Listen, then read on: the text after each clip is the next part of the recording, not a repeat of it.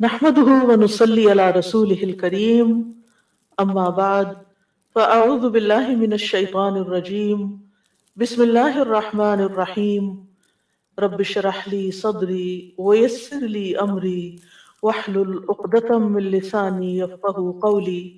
دعا افضل ترین عبادت ہے. دعا اللہ سبحانہ تعالیٰ کے قرب کا ذریعہ ہے.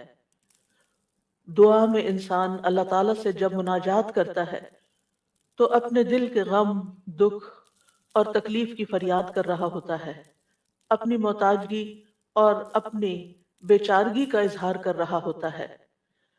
ساری بڑائی اللہ سبحانہ تعالیٰ کے لیے ہے، اور بندہ تو کمزور ہے، بندہ تو محتاج ہے، فقیر ہے، ضرورت مند ہے. ہم اپنی زندگی کے ہر مرحلے میں دعاؤں کے محتاج ہوتے ہیں.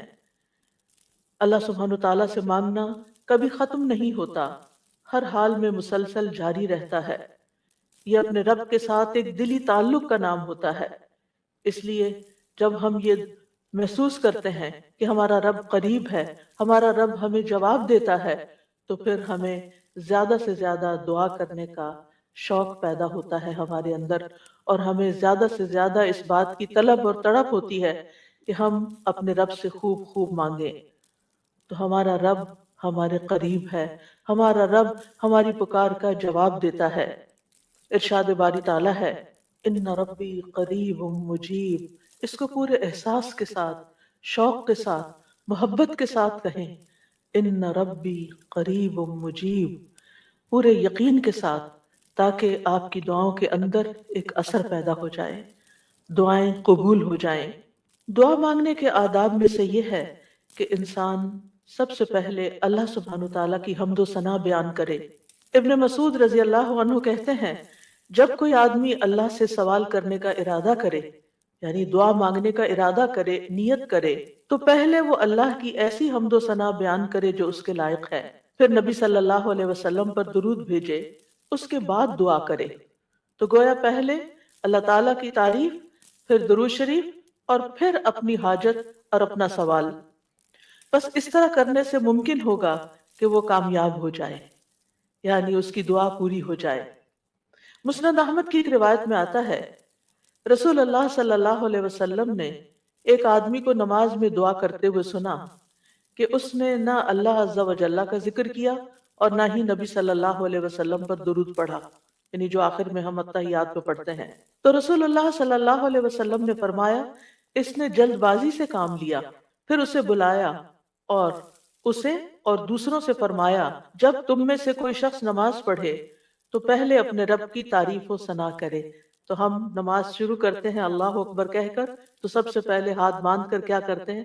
سبحانک اللہم و بحمدک و تبارک اسمک و تعالی جدک. اللہ تعالیٰ کی تسبیح بیان کرتے ہیں، حمد کرتے ہیں، اللہ تعالیٰ کی بڑائی بیان کرتے ہیں. اس کے بعد سورۃ الفاتحہ پڑھتے ہیں، تو وہاں بھی اللہ تعالیٰ کی سب سے پہلے حمد و ثنا کرتے ہیں، اللہ تعالیٰ کی صفات کا ذکر کرتے ہیں، پھر اس کے بعد دعا مانگتے ہیں. اسی طرح جب ہم نماز کا اختتام کر رہے ہوتے ہیں تو نماز کے اختتام پر بھی ہم اللہ تعالیٰ کی تعریف کے بعد پھر ہم درود شریف پڑھتے ہیں، اور نماز کے بالکل آخری حصے میں پھر جتنی چاہیں دعائیں مانگیں، پھر دعائیں قبول بھی ہوتی ہیں. تو یہ نماز کے اینڈ پر، یعنی پہلے حمد و ثنا، اللہ کا ذکر، تسبیحات، جیسے رکوع میں تسبیح، اور پھر رکوع سے اٹھتے ہوئے اللہ تعالیٰ کی تعریف، اور پھر مختلف یعنی ارکان ادا کرتے ہوئے بار بار اللہ اکبر کا کہنا، اور پھر اس کے بعد یہ کہ جب سارے کام پورے ہو جاتے ہیں تو پھر اللہ تعالیٰ سے مانگا جاتا ہے کہ اللہ تعالیٰ تو ہمیں عطا کر. تو جس نے پہلے اپنے رب کی تعریف کی، پھر نبی صلی اللہ علیہ وسلم پر درود پڑھا، اور پھر اس کے بعد دعا کی، تو اس کی دعا قبول ہوگی. جہاں تک اللہ سبحانہ تعالیٰ کی تعریف کا، حمد و ثنا کا تعلق ہے، تو اس میں ہم قرآن مجید کی طرف اگر رجوع کریں تو سب سے بہترین ثنا اور دعا اور اللہ تعالیٰ کی تعریف کا آغاز سورۃ الفاتحہ سے ہوتا ہے. الحمد للہ رب العالمین الرحمن الرحیم مالک یوم الدین ایاک نعبد و ایاک نستعین اہدنا الصراط المستقیم صراط الذین انعمت علیہم غیر المغضوب علیہم ولا الضالین. सूरत अल-फातिहा अल्लाह ताला की हम्द व सना पर मुश्तमिल सूरत है। रसूल अल्लाह सल्लल्लाहु अलैहि वसल्लम ने फरमाया, अल्लाह ताला फरमाते हैं, और ये हदीस कुदसी है, कि नमाज यानी सूरत अल-फातिहा मेरे और मेरे बंदे के दरमियान निस्फ निस्फ तकसीम कर दी गई है, और मेरे बंदे के लिए वो है जो वो मांगे। जब बंदा अल्हम्दुलिल्लाह रब्बिल आलमीन कहता है तो अल्लाह ताला फरमाते हैं, मेरे बंदे ने मेरी हम्द बयान की। तो गोया सूरत अल-फातिहा में सबसे पहले हम क्या करते हैं? कुरान मजीद के आगाज में अल्हम्दुलिल्लाह कहते हैं, तारीफ से बात शुरू करते हैं। फिर फरमाया, और जब वो अर्रहमान रहीम कहता है तो अल्लाह ताला फरमाता है, मेरे बंदे ने मेरी सना की, यानी मेरी तारीफ बयान की। और जब वो मालिक यौमिद्दीन कहता है तो अल्लाह ताला फरमाते हैं, मेरे बंदे ने मेरी बुजुर्गी बयान की, या फरमाता है कि मेरे बंदे ने अपने काम मेरे सपुर्द कर दिए। और जब वो इय्याका नअबुदु व इय्याका नस्तईन कहता है तो अल्लाह ताला फरमाता है, ये मेरे और मेरे बंदे के दरमियान है, और मेरे बंदे के लिए वो है जो उसने मांगा है। मेरे बंदे के लिए वो है जो उसने मांगा है। तो गोया कुरान मजीद की पहली सूरत में ही हमें मांगने का अदब सिखा दिया गया कि मांगने के लिए सबसे पहले अल्लाह ताला की हम्दो सना करो, अल्लाह ताला की तारीफ बयान करो। और फिर इय्याका नअबुदु ये दुआए इबादत है, व इय्याका नस्तईन दुआए मसअला है, जिसमें हम अल्लाह ताला से मदद चाहते हैं जिंदगी के तमाम कामों में। और फिर जब बंदा इहदिनस सिरातल मुस्तकीम आखिर तक कहता है तो अल्लाह ताला फरमाता है, ये मेरे बंदे के लिए है, और मेरे बंदे के लिए वो है जो उसने मांगा। और यहाँ एक और बात काबिल गौर है कि मांगने की चीजों में सबसे पहली चीज हिदायत है, रहनुमाई है। दीन के मामलात में भी, दुनिया के मामलात में भी हम हर कदम पर अल्लाह ताला की रहनुमाई के मोहताज हैं। हम बेहतरीन गाइडेंस वहीं से ले सकते हैं। और जब हम दिन की हर नमाज की हर रकत के अंदर अल्लाह ताला से हिदायत मांगते हैं और अल्लाह ताला हमारी दुआ कबूल करके हमारी रहनुमाई करते हैं, तो आप सोचिए कि जिंदगी का ये सफर कितना खूबसूरत हो सकता है, और फिर इसका इख्तिताम कितना खूबसूरत हो सकता है, और फिर इसका अंजाम कितना प्यारा हो सकता है। लिहाजा अल्लाह ताला से हम सब हिदायत मांगते रहें। और वैसे भी आप देखें कि सूरत अल-फातिहा पढ़ने के बाद जो दुआ की जाती है वो दुआ कबूल होती है, यानी ये कबूलियत दुआ की भी अलामत है। इब्न अब्बास कहते हैं कि इस दौरान के जिब्रील अलैहिस्सलाम नबी सल्लल्लाहु अलैहि वसल्लम के पास बैठे हुए थे कि अचानक उन्होंने ऊपर से एक आवाज सुनी, तो आपने अपना सर उठाया। जिब्रील अलैहिस्सलाम ने फरमाया कि ये आसमान का एक दरवाजा है जिसे सिर्फ आज के दिन खोला गया है, इससे पहले कभी नहीं खोला गया था। फिर उससे एक फरिश्ता उतरा, तो जिब्रील अलैहिस्सलाम ने फरमाया, ये फरिश्ता जो जमीन की तरफ उतरा है, ये आज से पहले कभी नहीं उतरा। फिर उस फरिश्ते ने सलाम किया और कहा कि आपको दो नूरों की खुशखबरी है जो आपको दिए गए और आपसे पहले किसी नबी को नहीं दिए गए, एक सूरतुल फातिहा और दूसरी सूरतुल बकरा की आखिरी दो आयात। जब भी आप इन दोनों में से कोई भी दुआया जुमले पढ़ेंगे, यानी इहदिनस सिरातुल मुस्तकीम और वहां पर आमन रसूल के आखिर में जो दुआएं आती हैं, तो आपको मांगी हुई चीज जरूर अता कर दी जाएगी। तो इसलिए सूरत अल फातिहा पढ़ के भी आप दुआ शुरू कर सकते हैं, और इसी तरह आमन रसूल जब पढ़ें उस वक्त की दुआएं भी तवज्जो से, और उसके साथ मजीद दुआएं भी, यानी ये दुआ तो हम मांगेंगे ही, इहदिनस सिरातल मुस्तकीम। और फिर आप देखिए, जब हम परेशान होते हैं, हम फिक्रमंद होते हैं, हम बीमार होते हैं, तो उस मौके पर भी हमें रहनुमाई की ही जरूरत होती है कि अब इस मसले के हल के लिए, इस बीमारी के इलाज के लिए, इस मुश्किल से निकलने के लिए हम क्या करें। फिर अल्लाह ताला रास्ता दिखा देता है और हम उस रास्ते को इख्तियार करते हैं और उस मुश्किल से बाहर आ जाते हैं। तो इसलिए इंसान को इन दोनों चीजों पर पूरा एतमाद होना चाहिए। और फिर आप देखिए कि हम्द होती क्या है। हम्द असल में अल्लाह ताला की तारीफ के लिए लफ्ज इस्तेमाल हो रहा है यहाँ पर, यानी मोहब्बत और ताजीम के साथ अल्लाह ताला का कामिल वस्फ बयान करना, अल्लाह ताला की तारीफ बयान करना। क्योंकि अल्लाह ताला अपनी जात, अपनी सिफात, अपने अफआल, ये तीन लफ्ज याद रखिएगा, अपनी जात, اپنی صفات اور اپنے افعال یعنی کاموں میں کامل ہے، پرفیکٹ ہے. اس کے علاوہ کوئی اور ایسا نہیں کہ جس کے اندر کمال ہو. یہ کمال صرف اللہ تعالیٰ کے لیے ہے. اس لیے تعریف بھی اللہ ہی کی. وَلِلَّهِ الْحَمْدُ رَبِّ السَّمَاوَاتِ وَرَبِّ الْأَرْضِ رَبِّ الْعَالَمِينَ، کہ سب تعریف اللہ ہی کے لیے ہے جو آسمانوں کا رب ہے، زمین کا رب ہے اور سارے جہان والوں کا رب ہے. کیونکہ اسی نے سب کو پیدا کیا، زمین و آسمان اور جو کچھ ان کے بیچ میں ہے. اور پھر یہ کہ ہر نعمت جو ہمیں ملی اسی کی طرف سے. سب چیزوں کو پیدا کرنے والا خالق وہ، ہمارا بھی خالق وہ، اور پھر اس کے بعد ہمارا مالک بھی وہ، ہمارا رازق بھی وہ.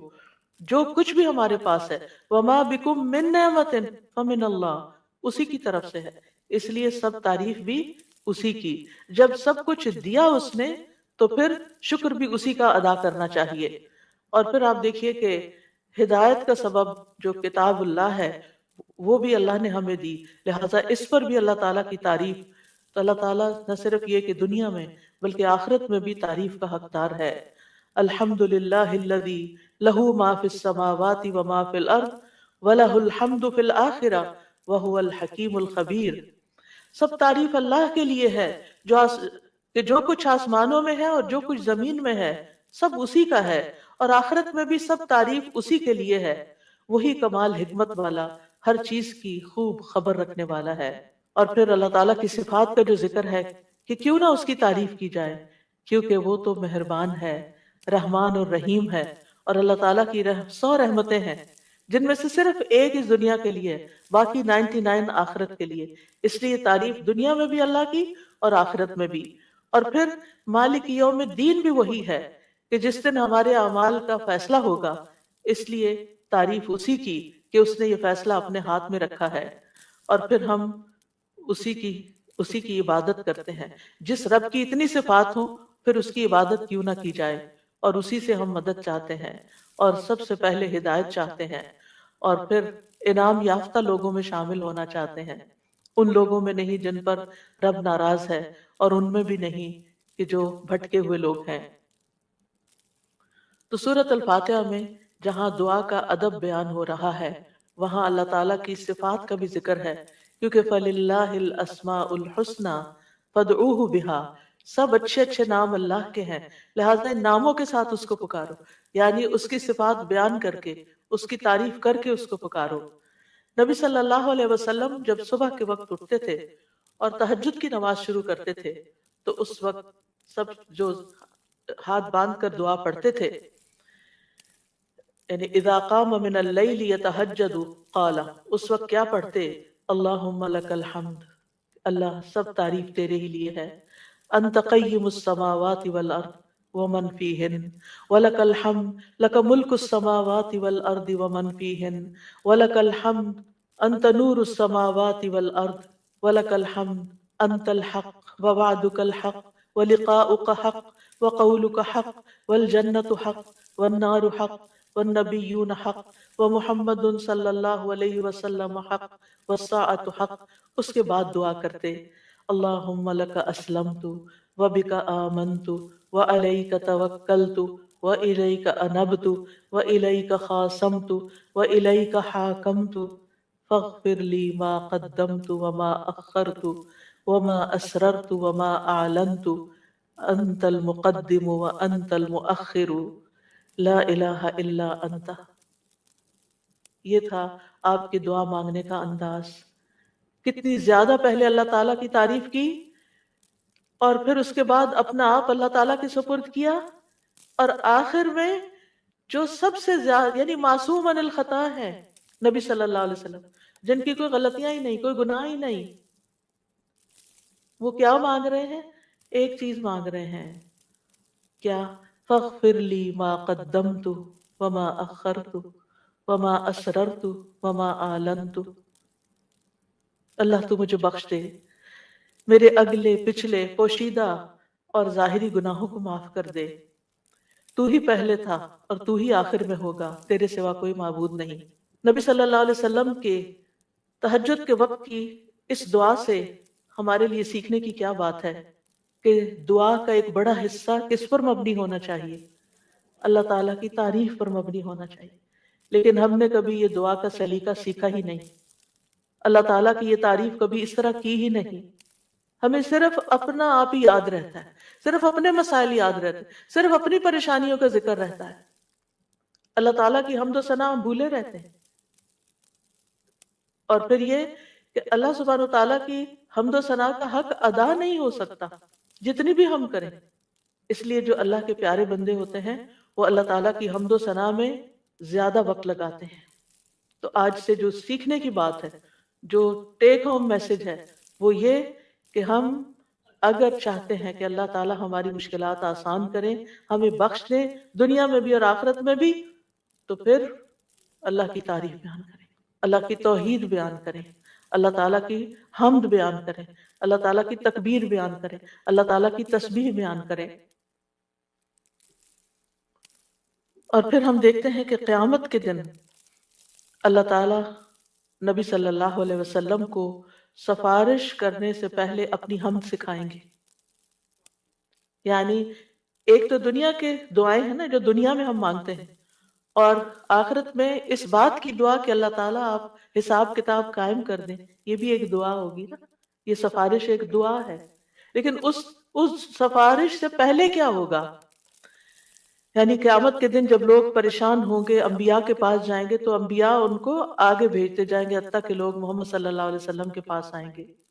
تو حدیث میں آتا ہے کہ وہ کہیں گے تم سب محمد صلی اللہ علیہ وسلم کے پاس جاؤ، اللہ نے ان کے اگلے پچھلے سب گناہ معاف فرما دیے ہیں. تو وہ سب میرے پاس آئیں گے تو میں سب کو لے کر اللہ کی بارگاہ میں حاضر ہونے کی اجازت چاہوں گا.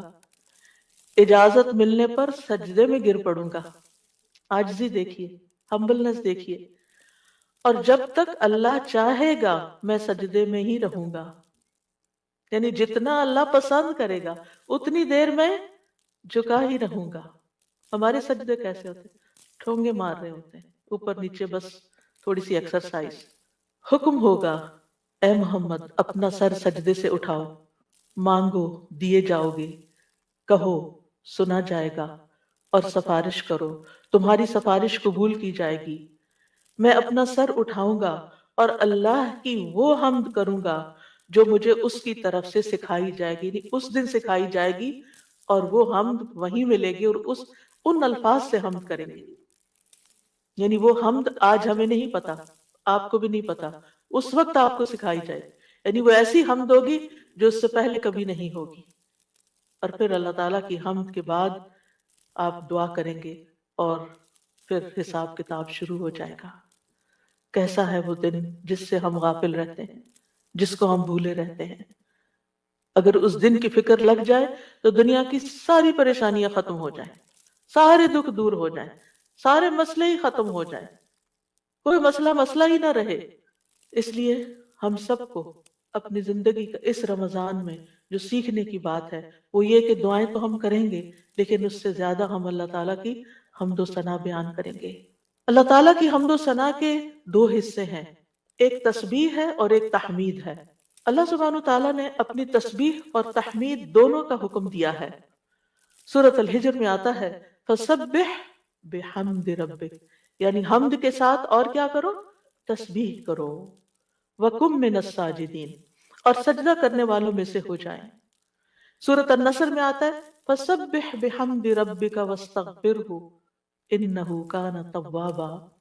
آپ اپنے رب کی حمد کے ساتھ اس کی تسبیح کیجئے اور اس سے بخشش طلب کیجئے، یقیناً وہ بڑا توبہ قبول کرنے والا ہے. سورۃ الواقعہ میں آتا ہے فسبح بسم ربک العظیم. سورۃ الاعلی میں آتا ہے سبح اسم ربک الاعلی، یعنی باقاعدہ تسبیح کا حکم دیا گیا ہے. ایک اور جگہ آتا ہے وسبح بحمد ربک بالعشی والابکار، صبح و شام اپنے رب کی حمد کے ساتھ تسبیح کیجئے. اللہ تعالیٰ اہل ایمان کو بھی حکم دیتے ہیں، مجھے اور آپ کو بھی حکم دیتے ہیں یا ایھا الذین آمنوا اذکروا اللہ ذکرا کثیرا وسبحوہ بکرۃ واصیلا. اے ایمان والو اللہ کو بکثرت یاد کرو اور صبح و شام اس کی تسبیح کیا کرو. کیوں؟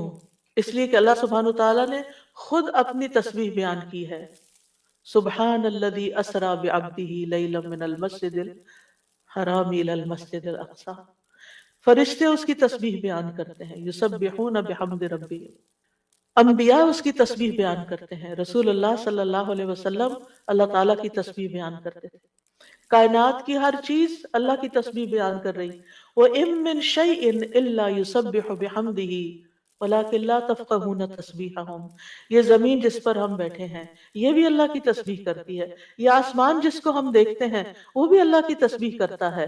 ایک ایک ذرہ اللہ کی تسبیح کر رہا ہے، ایک ایک ذرہ. الیکٹرونز اور پروٹونز بھی اللہ کی تسبیح کر رہے ہیں. ہر چیز اللہ کی تسبیح میں ہے. اور اہل ایمان بھی اللہ کی تسبیح کرتے ہیں. پھر ہم تسبیح کیوں نہ کریں؟ کیا چیز ہمیں روکے ہوئے ہے؟ کس وجہ سے ہم تسبیح میں کوتاہی کرتے ہیں؟ ایک اور جگہ پر آتا ہے کہ تسبح لہ السماوات السبع والارض ومن فیہن. ساتوں آسمان اور زمین اس کی تسبیح کرتے ہیں اور جو بھی ان میں ہے.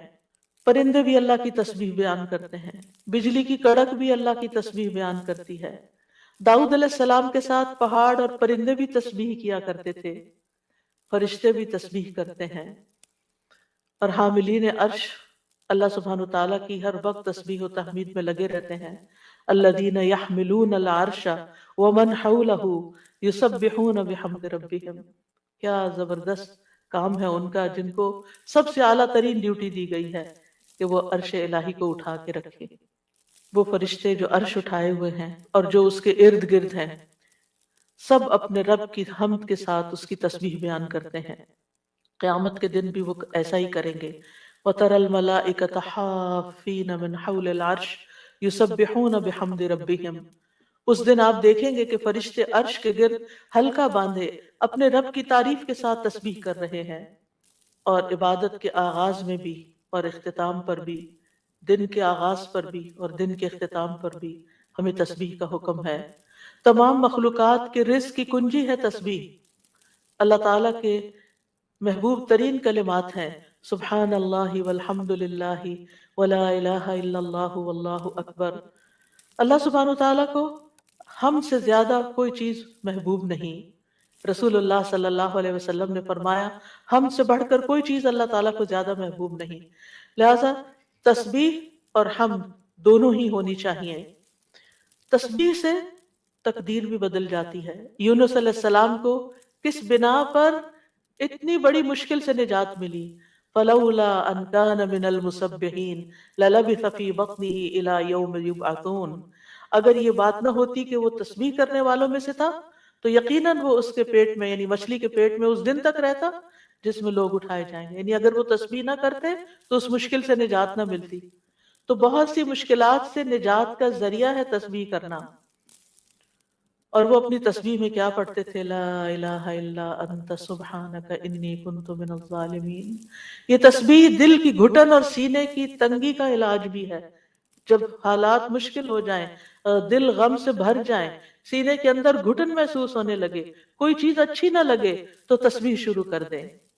لوگوں کی باتیں آپ کو پریشان کریں تو تسبیح شروع کر دیں. وَلَقَدْ نَعْلَمُ أَنَّكَ يَضِيقُ صَدْرُكَ بِمَا يَقُولُونَ فَسَبِّحْ بِحَمْدِ رَبِّكَ وَكُن مِّنَ السَّاجِدِينَ وَاعْبُدْ رَبَّكَ حَتَّى يَأْتِيَكَ الْيَقِينُ. ہم جانتے ہیں کہ بے شک آپ کا سینہ اس سے تنگ ہوتا ہے جو باتیں وہ کرتے ہیں. اور ایسا ہوتا ہے، ہم سب کے ساتھ بھی ہوتا ہے کہ خاص طور پر ہمارے دین کے رستے پر آنے کی وجہ سے جب لوگ باتیں کرتے ہیں تو ہمیں پریشانی لاحق ہوتی. لوگوں کی باتیں ہرٹ کرتی ہیں. تو اس کا علاج کیا ہے؟ اس کا علاج اپنے آپ کو ڈیفینڈ کرنا نہیں ہے، اپنی صفائیاں بیان کرنا نہیں ہے، جواباً اٹیک کرنا نہیں ہے. بد اخلاقی کے جواب میں بد اخلاقی کوئی نیکی نہیں ہوتی. اس کے جواب میں اپنے رب کی طرف رجوع کرنا ہے، اس کی تسبیح کرنی. اللہ تو پاک ہے، میں تو گناہ گار ہوں. مجھ پہ اگر لوگ باتیں کرتے بھی ہیں تو میرا قصور ہو سکتا ہے، لیکن ساری پاکی تو تیرے ہی لیے ہے، ساری تعریف تو تیرے ہی لیے ہے. اور پھر سجدوں کی کثرت. پھر اسی طرح اگر انسان کے اندر بخل کے جذبات ہو، کچھ خرچ کرنے کو دل نہ چاہتا ہو، خوف آتا ہو، رات کا خوف ہو، دشمن کا خوف ہو، ڈر لگے، تو ایسی صورت میں بھی انسان کو تسبیح پڑھنی چاہیے. سبحان اللہ والحمد للہ ولا الہ الا اللہ واللہ اکبر. اور ویسے بھی ایک دفعہ سبحان اللہ اور الحمدللہ کہنے سے زمین و آسمان بھر جاتا ہے. اتنا بڑا اجر و ثواب ہے اس کا، یعنی معمولی چیز نہیں ہے. رسول اللہ صلی اللہ علیہ وسلم نے فرمایا اور سبحان اللہ اور الحمدللہ کہنے سے زمین و آسمان کی درمیانی فضا بھر جاتی ہے. گناہ جتنے بھی ہوں تسبیح اور تحمید کہنے سے معاف ہو جاتے ہیں. عرش الہی کے گرد بھی ان کلمات کی بنبناہٹ ہوتی ہے، یعنی وہاں بھی تسبیح پڑھی جاتی ہے. تسبیح پڑھنے والوں کے چہروں پر رونق آ جاتی ہے، حمد سے خیر و برکات نصیب ہوتی ہیں. امام ابن قیم کہتے ہیں جو ہمیشہ تسبیح کرتا ہے اس کے چہرے کے خطوط چمک اٹھتے ہیں، یعنی اس کا چہرہ روشن ہو جاتا ہے. اور جو ہمیشہ حمد پڑھتا ہے اس کے اوپر مسلسل خیرات و برکات اترتی رہتی ہیں. تو دونوں چیزیں مل جائیں تو چہرے کی رونق بھی ملے گی اور اس کے ساتھ ساتھ اللہ تعالیٰ کی طرف سے رحمتیں بھی آئیں گی. اور فرمایا جو ہمیشہ استغفار کرتا رہتا ہے اس کے لیے بند دروازے کھل جاتے ہیں. جن چیزوں میں رکاوٹ آئی ہوئی ہوتی، ہم اکثر شکایت کرتے رہتے ہیں اس چیز میں بندش ہے، اس میں بندش ہے. ان ساری بندشوں کا علاج تسبیح و تحمید میں ہے، لیکن ہم بھولے رہتے ہیں.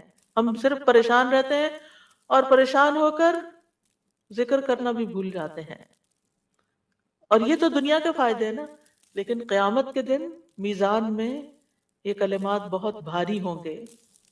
آپ صلی اللہ علیہ وسلم نے ایک موقع پر اپنے ہاتھ سے 5 کا اشارہ کیا کہ یہ میزان میں بہت بھاری ہوں گے. کس قدر بھاری ہوں گے؟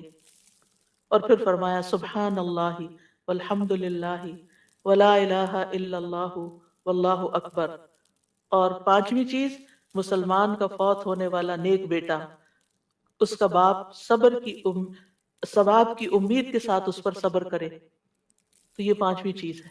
یعنی اگر کسی والد یا والدہ یا والدین دونوں کا جوان بیٹا فوت ہو جائے اور وہ نیک بھی ہو، جس سے یہ توقع ہو کہ ہمارے مرنے کے بعد وہ ہمارے لیے دعائیں کرے گا، لیکن انسان اللہ کی خاطر صبر کر لیتا ہے، تو یہ صبر میزان میں بہت زیادہ وزنی ہو جائے گا. اور قیامت کے دن سب سے زیادہ بہترین بندے وہ ہوں گے جو دنیا میں سب سے زیادہ حمد کرنے والے ہوں گے. اللہ کی تسبیح اور تحمید کے مسنون کلمات بھی ہیں جو نبی صلی اللہ علیہ وسلم نے خود سکھائے. آپ صرف اتنا بھی پڑھ سکتے ہیں سبحان اللہ سبحان اللہ سبحان اللہ. آپ نے دیکھا ہوگا کچھ لوگوں کی گفتگو کا تکیہ کلام ہوتا ہے سبحان اللہ، ہر دوسری بات میں وہ سبحان اللہ کہہ رہے ہوتے ہیں. اور خاص طور پر سبحان اللہ سورج طلوع ہونے اور غروب ہونے سے پہلے 100 بار پڑھا جائے تو یہ 100 اونٹوں سے زیادہ بہتر ہے. پھر اسی طرح سبحان اللہ کا مطلب کیا ہے کہ اللہ تعالیٰ پاک ہے. کس چیز سے؟ ہر نقص سے اور ہر عیب سے، ہر شبیہ سے، ہر مثیل سے. یعنی اس کا نہ کوئی اس جیسا ہے، نہ کوئی اس کی مثال ہے، اور کوئی یعنی ہر ایک میں نقص ہے، صرف اللہ ہی کامل ہے. تو اس کے کمال کی وجہ سے، یعنی وہ کامل ذات ہے، اس کے اندر کسی قسم کی کوئی کمی نہیں، کوئی عیب نہیں، کوئی خرابی نہیں، کوئی نقص نہیں. تو ہم جب کہتے ہیں سبحان اللہ تو اللہ تعالیٰ کو ہر طرح کے نقص سے پاک قرار دیتے ہیں، اور اس کے کمال میں بھی کوئی نقص نہیں. یعنی اللہ سبحانہ تعالیٰ میں کوئی عیب نہیں، اور پھر یہ کہ وہ کامل ہے اور اس کے کمال میں کوئی کمی نہیں، کچھ بھی کمی نہیں. یہ بھی تسبیح کا معنی ہوتا ہے. اور پھر یہ کہ اللہ سبحانہ تعالیٰ ہر کمی سے، کوتاہی سے، اور ان سارے جھوٹے خیالات اور گمانوں سے جو لوگ اس کے بارے میں رکھتے ہیں ان سب سے پاک ہے. اور کوئی اللہ سبحانہ تعالیٰ کی طرف ہم کوئی شر بھی منسوب نہیں کرتے. اللہ تعالیٰ ہر طرح کے شر سے بھی پاک ہے. تو یہ اللہ تعالیٰ کی بڑائی کا ایک کلمہ ہے. ایک شخص نے حضرت علی رضی اللہ عنہ سے پوچھا کہ سبحان اللہ کیا ہے؟ انہوں نے کہا یہ اللہ کی بڑائی کی تعظیم ہے. سبحان اللہ کلمہ توحید بھی ہے، ایمان کا رکن بھی ہے. ابن قیم کہتے ہیں تسبیح اللہ سبحانہ تعالیٰ کی ثنا اور تعریف ہے. یہ تعظیم پاکیزگی اور تنزیہ پر مشتمل ہے. فرشتے مسلسل اس کی تسبیح کرتے ہیں، رکتے ہی نہیں. تمام کائنات، حیوانات، جمادات، نباتات، ریت کے ذرات، پانی کے قطرے، ہوائیں، بجلیاں، ہر چیز اس کی تسبیح کر رہی ہے. اور یہ تسبیح دنیا کی زندگی ختم ہونے سے ختم نہیں ہو جائے گی. جب قیامت آئے گی تو ہر چیز ٹوٹ پھوٹ جائے گی نا، یہ کائنات اس طرح نہیں رہے گی جیسے ہے، لیکن تسبیح ختم نہیں ہوگی، وہ پھر بھی جاری رہے گی. اور مومن جب جنت میں پہنچیں گے تو ان کا ذکر کیا ہوگا؟ تسبیح ہی ہوگی، اللہ تعالیٰ کی حمد و ثنا ہی ہوگی. تو نماز بھی اللہ کے لیے ہوتی ہے، دعا بھی اللہ تعالیٰ سے کی جاتی ہے. اسی طرح تسبیح بھی صرف اللہ کی ہوتی ہے. آپ کسی انسان کی تسبیح نہیں کر سکتے. وہ کہتے ہیں تم کس کی تسبیح پڑھ رہے ہو، کسی کی بھی نہیں پڑھنی چاہیے، کیونکہ کوئی پاک ہے ہی نہیں. ہم سب خطا کار ہیں، ہم سب سے غلطیاں ہوتی ہیں. تو اس لیے یہ بھی صرف اور صرف خالصتاً اللہ کے لیے. اور کلمہ سبحان جو ہے یہ اللہ کے سوا کسی کے لیے نہیں بولا جا سکتا. یہ نام بھی نہیں رکھنا چاہیے بچوں کا. اگر کوئی بھول کے رکھ چکا ہے تو اس کو تھوڑا سا آلٹر کر لیں، سبحان رکھ لیں. ٹھیک ہے، سبحان نام نہیں رکھتے. یہ نام میں نے سنا تھا کہیں کسی نے رکھا ہوا تھا. تو سبحان جو ہے یہ یعنی ہر عیب سے پاک کیسے ہو سکتا ہے کوئی؟ صرف یہ تو اللہ تعالیٰ ہی کی صفت ہے. تو اس لیے اللہ تعالیٰ ہی پاک ہے اور اس کے سوا کسی کی پاکی بیان نہیں کی جا سکتی کہ وہ بالکل پاک انسان ہے، پیور ہے. نہیں، سب کے اندر کوئی نہ کوئی کمی بیشی ہوتی ہے. تسبیح کے دوسرے مسنون الفاظ ہیں سبحان اللہ و بحمدہ. اس میں سبحان اللہ کے ساتھ حمد کا بھی ذکر کر دیا گیا. رسول اللہ صلی اللہ علیہ وسلم سے پوچھا گیا کون سا کلام افضل ہے؟ آپ نے فرمایا جو اللہ نے اپنے فرشتوں اور بندوں کے لیے چنا ہے، یعنی سبحان اللہ و بحمدہ. تو بات میں پھر شروع سے جا کے ملاؤں گی کہ یہ خالی تسبیح پہ کوئی لیکچر میں نہیں دے رہی. یہ دعا مانگنے سے پہلے آپ نے جو کلمات ادا کرنے ہیں، جو اذکار کرنے ہیں، جو تسبیحات پڑھنی ہیں، یہ ان کی وضاحت ہو رہی ہے کہ یہ بہترین دعائیں ہیں ایک طرح سے. یعنی اگر آپ صرف اللہ تعالیٰ کی تعریف بیان کرتے رہیں اور کچھ بھی نہ کہیں تو آپ کو وہ ساری خیر مل جائے گی جو آپ چاہتے ہیں اور اس سے بھی زیادہ. دعا مانگنے میں ہم عام طور پر صرف ایک چیز کو دعا سمجھتے ہیں اور وہ یہ ہے کہ اللہ سے کسی چیز کا سوال کرنا. وہ صرف 1% ہے. اللہ تعالیٰ سے دعا کے مختلف طریقے ہیں اور اسی میں سے ایک اس کی حمد و ثنا بیان کرنا، بلکہ کچھ مانگنے سے پہلے تو لازمی طور پر اس کی حمد و ثنا کرنا. تو سبحان اللہ کہنا جو ہے یہ توحید کی انتہا ہے کہ اللہ تعالیٰ کو ان عیوب سے پاک قرار دینا جو اس کے شان کے لائق نہیں. اور پھر یہ کہ کوئی بھی چیز جو اللہ تعالیٰ کی عظمت کے خلاف ہے، کوئی بات، کوئی کام، کوئی اشارہ، کوئی چیز، ان سب کو بھی نگیٹ کرنا. اب اس میں آپ دیکھیں کہ ہم ایک طرف سبحان اللہ کہتے ہیں کہ اللہ تعالیٰ ہر عیب سے پاک ہے، دوسری طرف کہتے ہیں وہ بحمدہ اور اس کی تعریف بیان کرتا ہوں. یعنی ایک میں ہم نگیٹ کرتے ہیں ہر برائی کو، اس سے ہر عیب کو، اور دوسرے میں ہم اس کی صفات بیان کرتے ہیں، اس کی تعریف کرتے ہیں. تو تعریف مکمل ہی تب ہوتی ہے جب آپ تسبیح بھی کریں اور حمد بھی کریں. تو سبحان اللہ کو الحمدللہ کے ساتھ ملا کر پڑھنے کی فضیلت زیادہ ہے. یعنی ویسے تو آپ صرف تسبیح سبحان اللہ سبحان اللہ سبحان اللہ بھی کہہ سکتے ہیں، لیکن یہ عادی بات ہے. لیکن جب آپ کہتے ہیں سبحان اللہ و بحمدہ تو ابن تیمیہ کہتے ہیں کہ تسبیح تحمید کا ساتھی ہے، یہ ساتھ ہی آنی چاہیے، یعنی تعریف بھی ساتھ ہونی چاہیے. تیسرا ورژن ہے سبحان اللہ و بحمدہ سبحان اللہ العظیم. پاک ہے اللہ اپنی حمد کے ساتھ، پاک ہے اللہ جو بہت عظمت والا ہے. رسول اللہ صلی اللہ علیہ وسلم نے فرمایا 2 کلمے ایسے ہیں جو زبان پر ہلکے ہیں، میزان میں بہت بھاری ہیں اور رحمان کو بہت محبوب ہیں، اور وہ ہیں سبحان اللہ و بحمدہ سبحان اللہ العظیم. اور اس میں بھی ہم دیکھتے ہیں کہ اللہ تعالیٰ کی پاکی بھی بیان ہو رہی ہے، تعریف بھی ہو رہی ہے، اور اس کی عظمت کا بھی بیان ہے.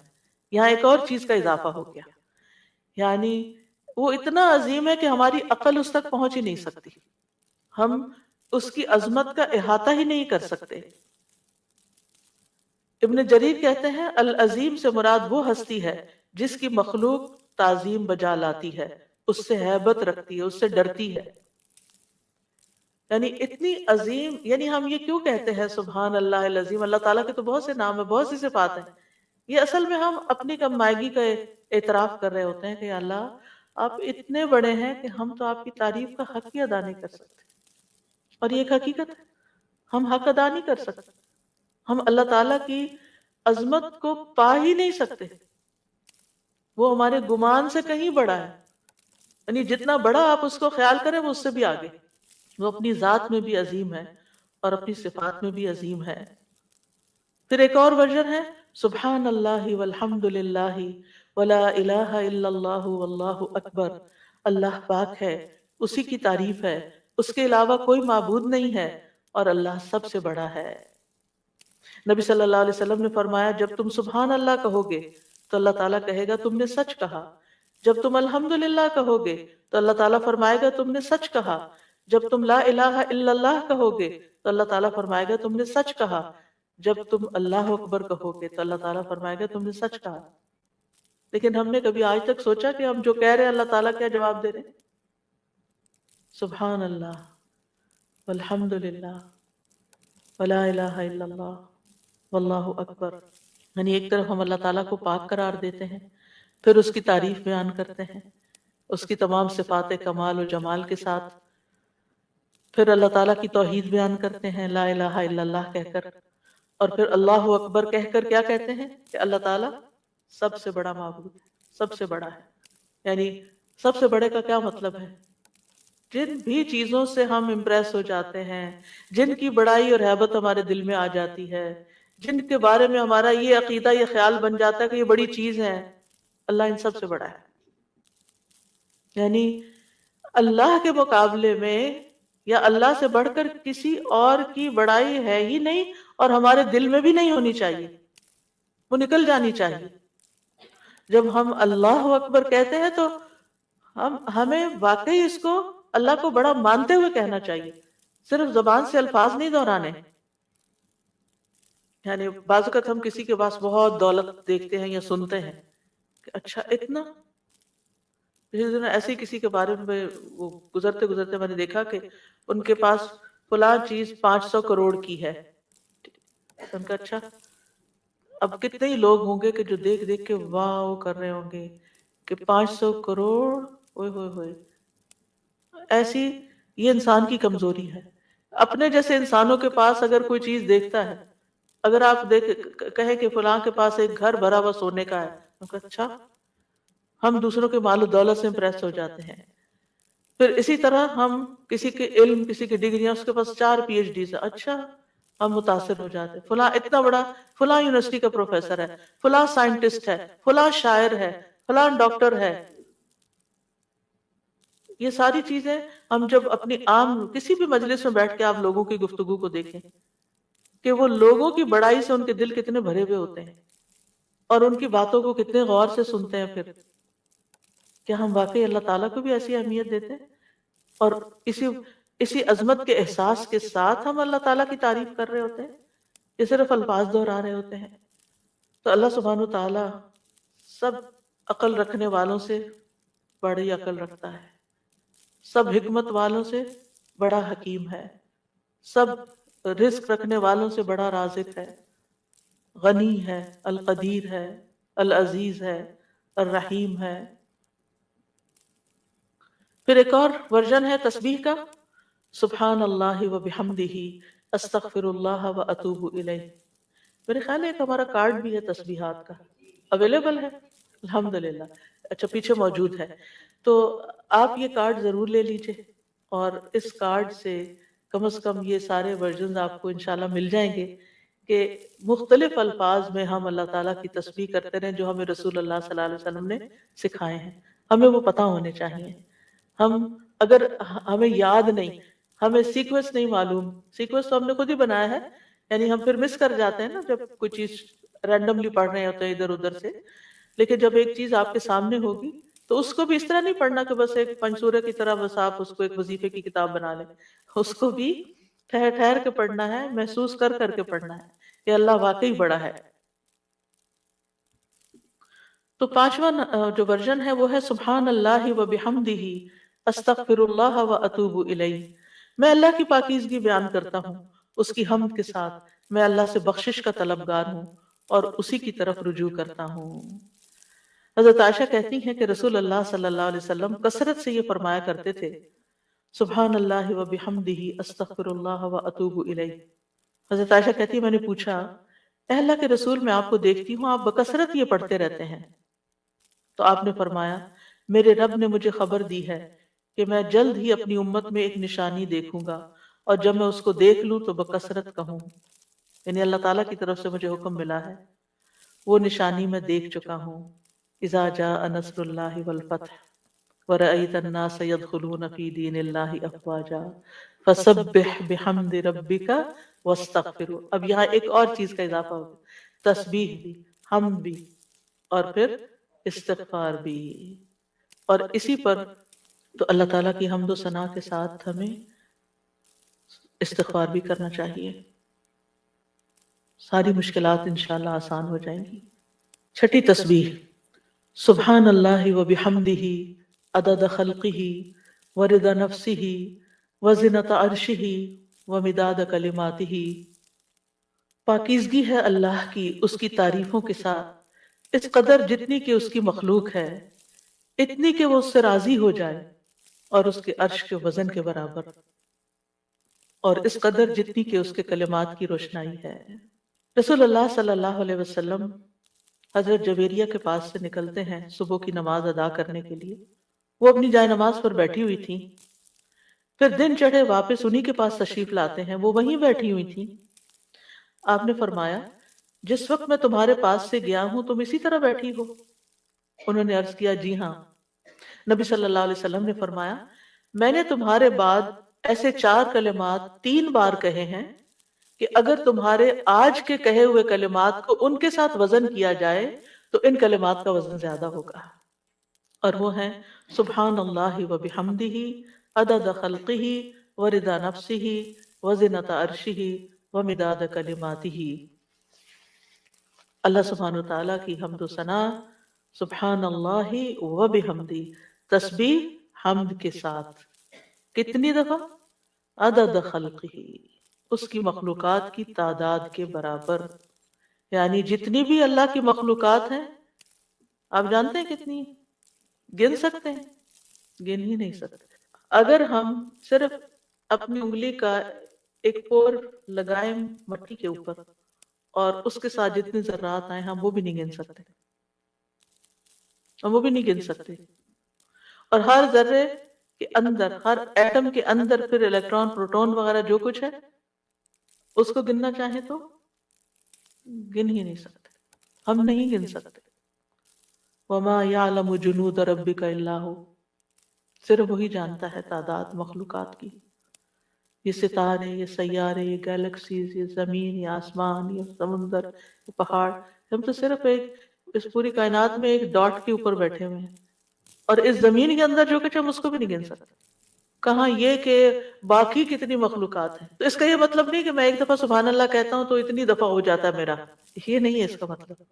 اس کا مطلب یہ ہے کہ اللہ سبحانہ وتعالیٰ کی اتنی زیادہ تعریف ہے، وہ اتنی تعریف کے لائق ہے، یعنی وہ اتنی تعریف ڈیزرو کرتا ہے جتنی مخلوقات کی تعداد ہے۔ اور آپ کو معلوم ہے وَإِن مِّن شَيْءٍ إِلَّا يُسَبِّحُ بِحَمْدِهِ، کوئی چیز ایسی نہیں جو اس کی تسبیح نہ کر رہی ہو۔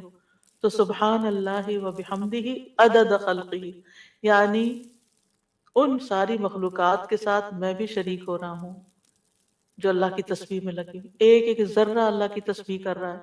تو اس کے لیے تو نہ کوئی کاؤنٹ ہے، نہ نمبر ہے، گن ہی نہیں سکتے۔ ہمارے پاس کوئی تسبیح ایسی، ہم 100 دانوں کی تسبیح لے کے خوش ہو جاتے ہیں، ہم تسبیح کر رہے ہیں، ایک 100 دفعہ پڑھ لینا کوئی، 100 دفعہ پڑھ لیا، اپنے آپ کو ہی تسلی دے دیتے ہیں۔ آپ دیکھیں کتنی اس کو کیا پرواہ ہماری 100 دفعہ کی، اگر ہم خلوص کے ساتھ نہیں پڑھتے۔ اس کی تو پوری کائنات اور کائنات کی ہر چیز۔ آپ ذرا باہر نکلیں آج، اور جب ڈرائیو کر کے جا رہے ہوں تو دائیں بائیں درختوں کو دیکھیں، پتوں کو دیکھیں، چڑیوں کو دیکھیں۔ آج صبح اتفاق سے پھر سنو پڑنے لگی تو میں ونڈو سے جب دیکھنے لگی تو پہلا خیال مجھے یہ آیا، یا اللہ، اچھی خاصی پڑھ رہی تھی، اتنے فلیک یعنی اس کے فلیکس ہیں، یہ سارے تسبیح کرتے ہوئے گر رہے ہیں، گر رہے ہیں، سجدے میں پڑھ رہے ہیں، سجدے میں پڑھ رہے ہیں، حکم مانتے چلے جا رہے، مانتے، اور جب تک اللہ کا حکم ہوگا برسیں گے، اور پھر جب ختم ہو جائے گا بس ختم ہو جائیں گے۔ اور تھوڑی دیر کے بعد ان کا وجود بھی ختم ہو گیا. ان کی یعنی انہوں نے اپنے حصے کی تسبیح کر لی. جتنی دیر میں پیدا ہوئے تھے، جتنی دیر میں ختم ہوئے، اپنی تسبیح کرتے کرتے گئے، آغاز سے انتہا تک. بارش کے قطرے، ہوائیں، اڑتے پتے، یعنی کوئی انتہا ہی نہیں. یہ تو بہت معمولی مثال ہے. اگر انسان غور کرنا شروع کرے تو کوئی اس کی انتہا نہیں. عدد خلقہ، دل بھر کے کہا کریں عدد خلقہ، اور اپنے امیجنیشن کو بڑھائیں. پھر آپ دیکھیں گے کہ آپ کے اندر اللہ کی محبت کیسی آئے گی. تو جس کی تسبیح، جس کی تعریف اتنی کائنات کر رہی، اگر میں نے کوتاہی کی تو سراسر میرا ہی نقصان ہے، اس کا کچھ نہیں بگڑے گا. اس کو پرواہ ہی نہیں ہے میں کرتی ہوں یا نہیں، اس کو نہیں پرواہ. ہاں اگر میں دل سے کرتی ہوں اور محبت سے کرتی ہوں تو وہ بڑا ہی قدردان ہے. پھر اس کے بعد، اور اس میں آپ دیکھیں کہ مخلوقات کی صرف ایک قسم مراد نہیں ہے. جن، انسان، فرشتے، چھوٹے بڑے، جانور، حیوان، پرند چرند، سب کے سب. پھر اس کے بعد وردا نفسی ہی، اور اس کی نفس کی رضا کے مطابق، یعنی جس سے وہ راضی ہو جائے، جتنی اس کے نفس کی رضا ہے، جتنی اللہ تعالیٰ اپنی ذات کے لیے تسبیح کو پسند کرتا ہے. یعنی میرے پاس تو الفاظ ہی نہیں، کیونکہ اللہ کی رضا کیا ہے؟ وَرِضْوَانُ اللَّهِ اکبر، سب سے بڑی چیز ہے اللہ کی رضا. یا انسانیوں کہ میں اللہ کی تسبیح کر رہی ہوں حتیٰ کہ وہ راضی ہو جائے، اور پھر اس کے بعد بھی تسبیح کر رہی ہوں، اس کے بعد بھی حمد ہے. وہ مجھ سے راضی بھی ہو جائے پھر بھی میں مزید کروں گی. یہ نہیں کہ میرا ایم یہ ہے کہ بس اللہ کو راضی کرنا ہے اور راضی ہو گئے بس میرا کام ختم. نہیں، اس سے زیادہ، اس سے آگے. وزنت عرشہ، اس کے عرش کے وزن کے برابر. یعنی میں اتنی حمد اور تسبیح بیان کر رہی ہوں جتنا عرش کا وزن ہے. عرش ساری مخلوقات میں سے سب سے بڑی چیز ہے. وَهُوَ رَبُّ الْعَرْشِ الْعَظِيمِ. ابو درداء کہتے ہیں نبی صلی اللہ علیہ وسلم نے فرمایا، ابو ذر کہتے ہیں نبی صلی اللہ علیہ وسلم نے فرمایا، اے ابو ذر، کرسی کے مقابلے میں 7 آسمان اس طرح ہیں جیسے بیابان زمین میں کوئی چھلا پڑا ہوا ہو. پھر کرسی کے مقابلے میں عرش کا حجم اتنا ہے جیسے اس چھلے کے مقابلے میں بیابان کا وجود ہے. سبحان اللہ. اگر کرسی جو وسع کرسیہ السماوات والارض ہے، اس کی حیثیت اتنی ہے عرش کے سامنے جیسے زمین و آسمان کی کرسی کے سامنے، تو پھر عرش کتنا بڑا ہوگا. اور آپ کو معلوم ہے کہ اس کی مقدار کو اللہ کے سوا کوئی نہیں جانتا. تمام مخلوقات سے اونچا ہے وہ. یعنی مخلوقات کے بعد جو ہے وہ پانی ہے، آسمان ہے، اور آسمان کے بعد پانی، اور پانی کے بعد اوپر اللہ سبحانہ وتعالیٰ کا عرش ہے. یعنی آسمان کے بعد جنت کے 100 درجے ہیں، اور ہر درجے کا درمیانی فاصلہ جو ہے وہ اتنا ہی ہے جیسے زمین اور آسمان کے بیچ کا فاصلہ. اور جنت الفردوس کی چھت اس کے اوپر عرش ہے. اس لیے حضرت آسیہ نے کہا تھا رب ابن لی عندک بیتا فی الجنہ، کہ قرب ہی قرب ہو، کیونکہ اس قرب میں لذت ہے، اس کو قریب محسوس کرنے میں اصل مزہ ہے. اور حقیقت یہ ہے کہ اس دنیا میں سب سے زیادہ خوبصورت احساس، سب سے زیادہ لذت والی چیز رب کی معرفت ہے. یہ سب سے بڑی حقیقت ہے، سب سے بڑا ٹروتھ ہے. جو اپنے رب کو پا لیتا ہے اور اپنے رب کے قرب کو محسوس کر لیتا ہے، پھر اس کے سامنے دنیا کی ہر نعمت چھوٹی ہو جاتی ہے، ہر مسئلہ چھوٹا ہو جاتا ہے، کیونکہ اس نے پا لیا ہے جس کو پانا چاہیے تھا، جس کے لیے وہ بھیجا گیا تھا دنیا میں، اس نے اس کو پا لیا. تو بہرحال اللہ تعالیٰ کے عرش کے وزن کے برابر اس کی حمد و ثنا. وَمِدَادَ كَلِمَاتِهِ، کلمات سے مراد اللہ کا وہ کلام ہے جس کے ساتھ اللہ نے اپنے رسولوں کے ساتھ کلام کیا، جو کتابوں کی شکل میں اتارا، جو اس کے لوح محفوظ میں ہے. یہ کلام، اس کی وسعت کیا ہے؟ قرآن مجید میں آتا ہے قُلْ لَوْ كَانَ الْبَحْرُ مِدَادًا لِكَلِمَاتِ رَبِّهِ لَنَفِدَ الْبَحْرُ قبل ان تنفد کلمات ربی ولو جئنا بمثلہ مددا. کہہ دیجئے اگر سمندر میرے رب کی باتوں کے لیے سیاہی بن جائے تو یقیناً سمندر ختم ہو جائے گا اس سے پہلے کہ ہمارے رب کی بات، اس سے پہلے کہ میرے رب کی باتیں ختم ہوں، اگرچہ ہم اس کے برابر اور سیاہی لے آئے. دوسری جگہ پر آتا ہے 7 ابحر، 7 سمندر بھی مزید آ جائیں تو خشک ہو جائیں گے لکھ لکھ کر، لیکن رب کے کلمات ختم نہیں ہوں گے، اس کے برابر اللہ کی تعریف۔ اور یہاں پر ایک طرح سے بطور مبالغہ سب چیزوں کی مثال دی گئی ہے، ورنہ اللہ کی تعریف تو اس سے بھی زیادہ، اس کا تو کوئی شمار ہی نہیں کر سکتا۔ پھر ہم اپنی ساری زندگی میں کتنی تسبیح کر رہے ہیں، کیا کر لیا ہم نے؟ کچھ بہت بڑا مارکا مان لیا۔ پھر کس بات کا غرور، کس بات کا تکبر کہ ہم کیا چیز ہیں، ہم کتنے نیک ہیں، یہ تو خیال آنا بھی نہیں چاہیے۔ حاملین عرش، جو فرشتے عرش اٹھائے ہوئے ہیں، وہ اللہ تعالیٰ کی تسبیح بیان کرتے ہیں اور کہتے ہیں ما عبدنا کا حق عبادت، ہم نے آپ کی عبادت کا حق ہی ادا نہیں کیا۔ وہ اللہ کی عظمت کو جانتے ہیں نا، اس لیے کہتے ہیں کہ ہم نے عبادت کا حق ادا نہیں کیا۔ ہم اللہ تعالیٰ کی عظمت کو نہیں جانتے، ہم اللہ کی معرفت نہیں رکھتے، لہٰذا ہم بڑی تسلی میں ہیں کہ ہم نے تو عبادت کر لی، ہم تو ساری نیکیاں کر لیں، یہ بھی کر لیا، یہ بھی کر لیا، یہ بھی خانے پورے کر لیے۔ ساتویں حمد، اللہ اکبر کبیرہ والحمد للہ کثیرہ وسبحان اللہ بکرۃ واصیلا۔ بہت ہی خوبصورت کلمات ہیں۔ اللہ سب سے بڑا ہے، بہت بڑا، اور تمام تعریف اللہ کے لیے ہے، بہت زیادہ، اور تسبیح اللہ ہی کے لیے ہے صبح اور شام۔ ابن عمر کہتے ہیں ہم رسول اللہ صلی اللہ علیہ وسلم کے ساتھ نماز پڑھ رہے تھے کہ لوگوں میں سے ایک آدمی نے کہا اللہ اکبر کبیرہ والحمد للہ کثیرہ وسبحان اللہ بکرۃ واصیلا، تو رسول اللہ صلی اللہ علیہ وسلم نے فرمایا یہ اس طرح کے کلمات کہنے والا کون ہے؟ تو لوگوں کی جماعت میں سے ایک آدمی نے عرض کیا اللہ کے رسول میں ہوں۔ آپ نے فرمایا کہ مجھے تعجب ہوا کہ اس کے لیے آسمان کے دروازے کھول دیے گئے، یعنی ان کلمات کے لیے جو اس محبت اور شوق سے اس نے پڑھے۔ ابن عمر کہتے ہیں میں نے ان کلمات کو پھر کبھی بھی نہیں چھوڑا۔ افسوس کہ ہمیں زندگی میں بڑی دیر سے پتہ چلا ہے، اور جو ہم نے دعائیں رٹی ہوئی ہیں نا ان کو ہم آٹو پہ لگا کے شروع کر دیتے ہیں اور بھول جاتے ہیں کہ ہم بھی اللہ اکبر کہہ کے سب سے پہلے ہاتھ باندھ کر اللہ کی تکبیر بیان کریں۔ لیکن انشاءاللہ اگر کوشش جاری رہی تو عادت بھی ہو جائے گی۔ وہ کہتے ہیں جب سے میں نے رسول اللہ صلی اللہ علیہ وسلم سے یہ بات سنی کہ اس کے لیے آسمان کے دروازے کھول دیے گئے، میں نے اس کو چھوڑا ہی نہیں، اور ہم نے کبھی اس کو پڑھا ہی نہیں۔ علم ہونے اور نہ ہونے میں بہت بڑا فرق ہے۔ ہم دو چار باتیں جان لیتے ہیں تو ہم سمجھتے ہیں ہم نے سب کچھ سیکھ لیا، اور کیا سیکھنا ہے، اس کی ضرورت محسوس نہیں کرتے۔ تو بہرحال اس میں اللہ تعالیٰ کی بہت زیادہ بڑائی کا اظہار ہے، اس کی تعظیم ہے، اس کی بہت زیادہ تعریف ہے، اور اس کی تسبیح ہے صبح و شام۔ اور ساتویں تسبیح سبحانک اللہم وبحمدک وتبارک اسمک وتعالی جدک ولا الہ غیرک۔ اے اللہ تو پاک ہے اپنی تعریف کے ساتھ، تیرا نام بڑی برکت والا ہے، تیری بزرگی بلند و برتر ہے، تیرے علاوہ کوئی الہ نہیں۔ رسول اللہ صلی اللہ علیہ وسلم نے فرمایا بے شک اللہ کو سب سے زیادہ محبوب کلام یہ ہے کہ بندہ یوں کہے سبحانک اللہم وبحمدک وتبارک اسمک وتعالی جدک ولا الہ غیرک۔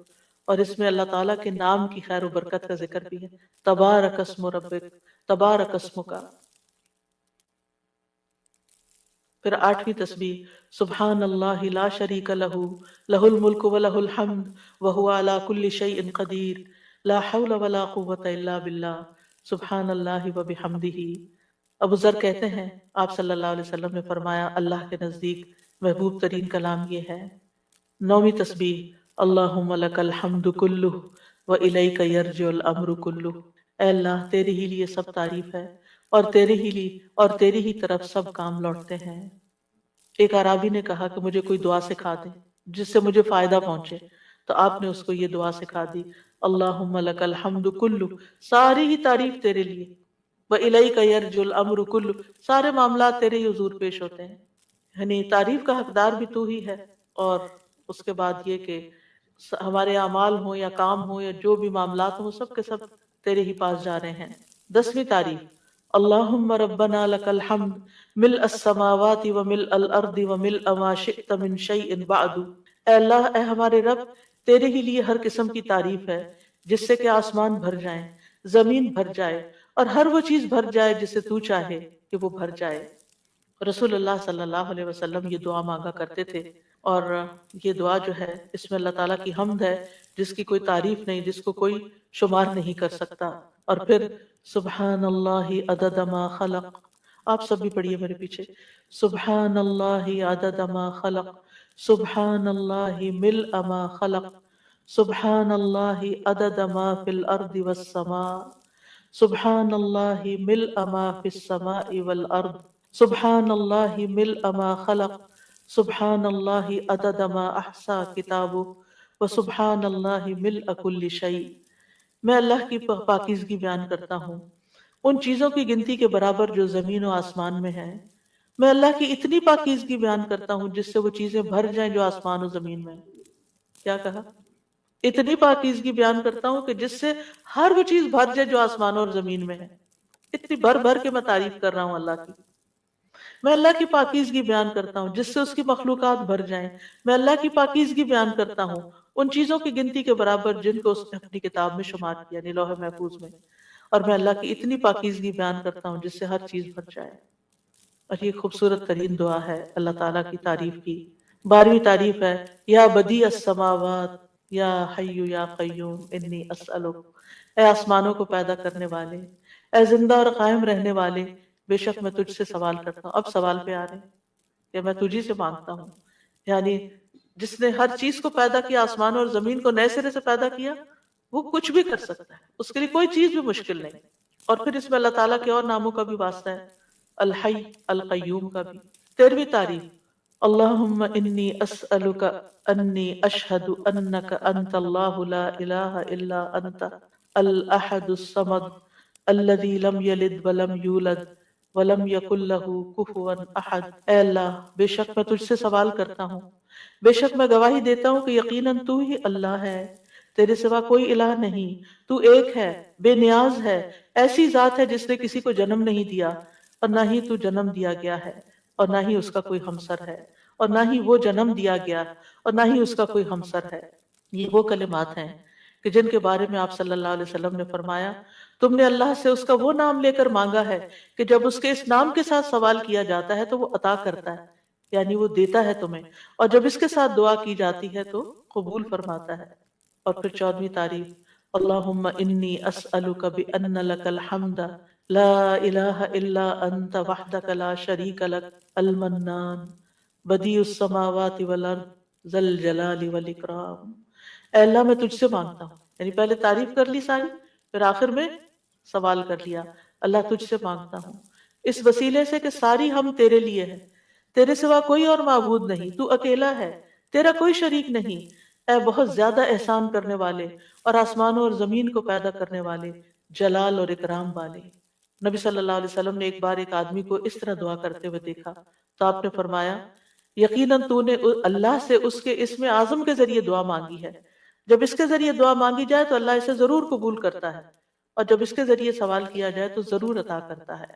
تو دعا کرنے سے پہلے حمد و ثنا کرنی چاہیے، چونکہ آج جمعہ ہے اور ہمیں جلدی مکمل کرنا ہے، جمعہ کا دن ہے، آج آپ درود ویسے ہی پڑھتے رہیے،